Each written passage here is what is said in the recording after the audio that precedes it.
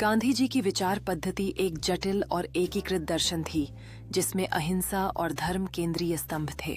उनके लिए ये दोनों अवधारणाएं केवल व्यक्तिगत आचरण के नियम नहीं थे, बल्कि राजनीतिक, सामाजिक और आर्थिक परिवर्तन के सशस्त्र और अपरिहार्य साधन थे।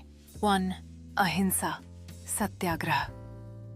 गांधी जी के दर्शन में अहिंसा का अर्थ केवल हिंसा न करना नहीं था, बल्कि यह एक सकारात्मक शक्ति और सत्याग्रह, सत्य पर आग्रह का आधार थी।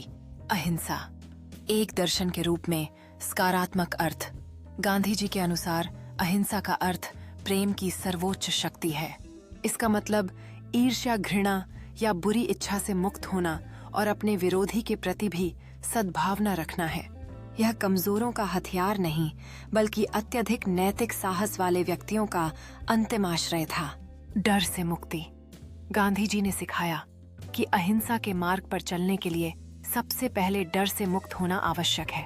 उन्होंने कायरता को हिंसा से भी बदतर माना। अहिंसा एक राजनीतिक उपकरण के रूप में सत्याग्रह, यह गांधी जी की संघर्ष पद्धति का मूल था। सत्याग्रह का अर्थ था सत्य और न्याय के लिए अडिग रहना और विरोधियों के हृदय को कष्ट सहकर परिवर्तित करना। इसका उद्देश्य विरोधी को दंडित करना या पराजित करना नहीं, बल्कि उसे गलती का एहसास कराना था। असहयोग और सविनय अवज्ञा, ये दोनों आंदोलन अहिंसा के राजनीतिक अनुप्रयोग थे। इनका लक्ष्य ब्रिटिश सरकार के अन्यायपूर्ण कानूनों और व्यवस्था का शांतिपूर्ण, दृढ़ और सामूहिक प्रतिरोध करना था। माध्यम की शुद्धता। गांधी जी दृढ़ता से मानते थे कि साध्य की पवित्रता के लिए साधन की पवित्रता उतनी ही महत्वपूर्ण है।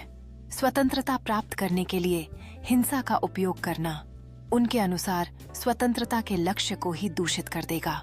धर्म और नीति। गांधी जी के लिए धर्म का अर्थ किसी विशेष पंथ या कर्मकांड से नहीं था, बल्कि यह